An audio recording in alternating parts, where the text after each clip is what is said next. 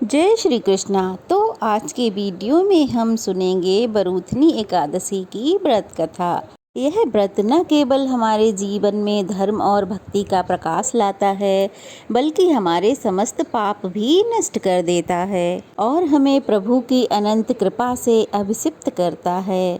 भगवान विष्णु का आशीर्वाद हमें प्राप्त हो, हमारे द्वारा किए गए सभी व्रत उपवास स्वीकार हों और अंत में हमें मोक्ष की प्राप्ति हो। इस दिव्य अवसर पर हम सब श्री हरि से प्रार्थना करते हैं कि वह हम सब पर अपना आशीर्वाद बनाए रखें और हमारे जीवन को एक नई दिशा प्रदान करें। तो चलिए कथा शुरू करते हैं। इंद्रप्रस्थ की राजसभा पूरी तरह से सजी हुई थी। महाराज युधिष्ठिर अपने सिंहासन पर बैठे हुए थे और समस्त मंत्रीगण और ऋषिगण भगवान श्री कृष्ण के आगमन की प्रतीक्षा कर रहे थे। हर बार की तरह इस बार भी भगवान श्री कृष्ण एकादशी व्रत कथा बताने आ रहे थे। जैसे ही रत्न जड़ित रथ के पहिए राज्यसभा के बाहर रुके, तभी शंखनाद गूंज उठा। राज्यसभा में एक दिव्य आभा फैल गई। प्रभु ने अपने सखा की ओर दिव्य दृष्टि डाली और कहा, हे सखे सुनो, बरूथनी एकादशी की वह व्रत कथा जो जीवन को उन्नति की ओर ले जाती है। महाराज युधिष्ठिर ने कहा, हे प्रभु, आपको नमस्कार है। वैशाख मास के कृष्ण पक्ष में किस नाम की एकादशी होती है? कृपया उसकी महिमा बताइए। तब भगवान श्री कृष्ण बोले, राजन, वैशाख कृष्ण पक्ष की एकादशी बरूथनी एकादशी के नाम से जानी जाती है और यह इस लोक में तथा परलोक में सौभाग्य प्राप्त करती है। बरूथनी के प्रभाव से सदा सुख की वृद्धि और दुख की हानि होती है। यह समस्त लोकों को भोग और मोक्ष प्रदान करने वाली है। बरूथनी के व्रत से ही मानधाता तथा धुंधुबार आदि अन्य अनेक राजा स्वर्ग लोक को प्राप्त हुए।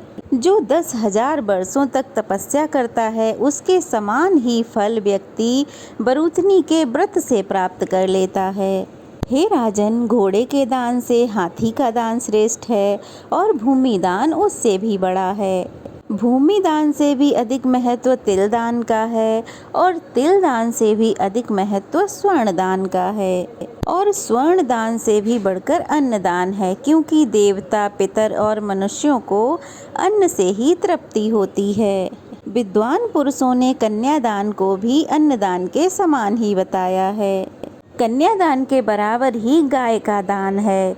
ये साक्षात भगवान का कथन है। बताए गए इन सभी दानों से बड़ा विद्यादान है। बरूथनी का व्रत करके मनुष्य विद्यादान का फल प्राप्त कर लेता है। जो लोग पाप से मोहित होकर कन्या के धन से जीविका चलाते हैं, वे पुण्य का क्षय होने पर यातना में नरक में जाते हैं।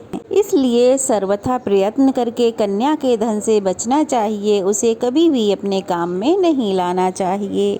जो अपनी शक्ति के अनुसार आभूषणों से विभूषित करके कन्या का दान करता है, उसके पुण्य की संख्या बताने में स्वयं चित्रगुप्त भी असमर्थ हैं।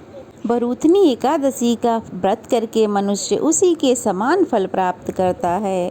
व्रत करने वाला वैष्णव पुरुष दशमी तिथि को काश, उड़द, मसूर, चना, गोधो, साग, मधु, दूसरे का भोजन, मैथुन तथा 2 बार भोजन, इन 10 चीजों का मनुष्य त्याग कर दे। एकादशी को जुआ खेलना, नींद लेना, पान खाना, दातून करना, दूसरे की हिंसा करना, चोरी करना, निंदा करना, क्रोध तथा असत्य भाषण, इन 11 बातों को त्याग दे। द्वादशी को काश, उड़द, शराब, मधु, तेल, पतितों से वार्तालाप, व्यायाम, परदेश गमन, 2 बार भोजन, मैथुन, बैल की पीठ पर सवारी और मसूर, इन 12 वस्तुओं का त्याग करे। हे राजन, इस प्रकार बरूथनी का व्रत किया जाता है। रात को जागरण करके जो मधुसूदन का व्रत करते हैं, वे सब पापों से मुक्त होकर परम गति को प्राप्त होते हैं। इसलिए पाप भीरू मनुष्यों को पूर्णतः प्रयत्न करके बरूथनी का व्रत करना चाहिए। यमराज से डरने वाला मनुष्य सदा ही बरूथनी का व्रत करे। भगवान श्री कृष्ण फिर आगे कहते हैं, हे राजन, इस महात्म्य के पढ़ने और सुनने से सहस्त्र गोदान का फल मिलता है और मनुष्य सब पापों से मुक्त होकर अंत में श्री विष्णु लोक में प्रतिष्ठित होता है। हे धर्मराज, सौभाग्य का आधार संयम है। हर प्रकार से संयम रखने से सुख और सौभाग्य में वृद्धि होती है। अगर प्राणी में संयम नहीं है तो उसके द्वारा किए गए तप, भक्ति, पूजा आदि सब व्यर्थ हो जाते हैं। भगवान श्री कृष्ण आगे कहते हैं, हे युधिष्ठिर, इस विषय में मैं एक प्राचीन इतिहास कहता हूँ, ध्यान पूर्वक सुनो। प्राचीन समय की बात है। नर्मदा नदी के तट पर मानधाता नाम के एक राजा राज्य किया करते थे। वे बहुत ही धार्मिक विचारों के और दानवीर थे। हमेशा भगवान का ध्यान किया करते थे और पूजा में लीन रहते थे। एक बार राजा मानधाता जंगल में तपस्या कर रहे थे। तभी वहाँ पर एक भालू आया और वो राजा का पैर खाने लगा।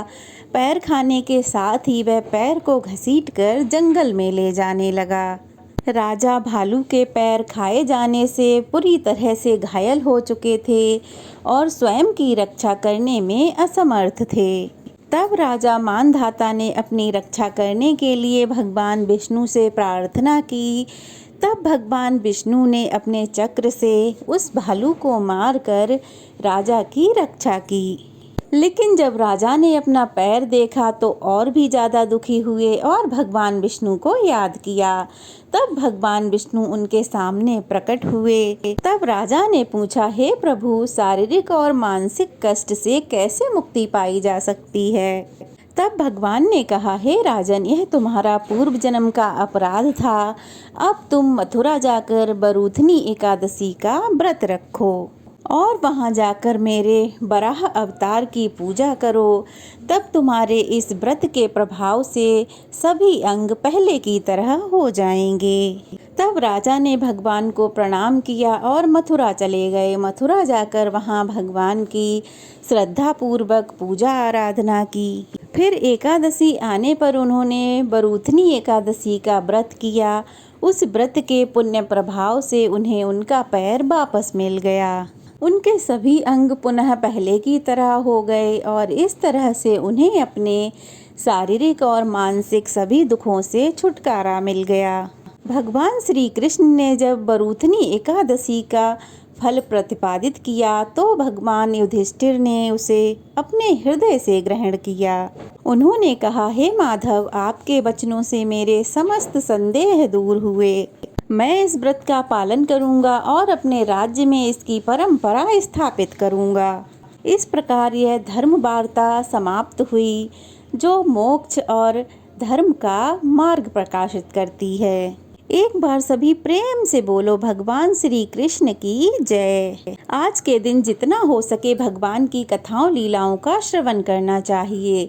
जो लोग व्रत रखने में असमर्थ हैं उन्हें भगवान की कथाएं लीलाएं अवश्य ही सुननी चाहिए। तो ये थी बरूथनी एकादशी की व्रत कथा। कैसी लगी कमेंट बॉक्स में ज़रूर बताइएगा और अगर नए हैं तो प्लीज़ चैनल को सब्सक्राइब कीजिएगा, वीडियो को लाइक और शेयर कीजिएगा और जितना ज़्यादा हो सके यह कथा को अवश्य ही सुनिएगा।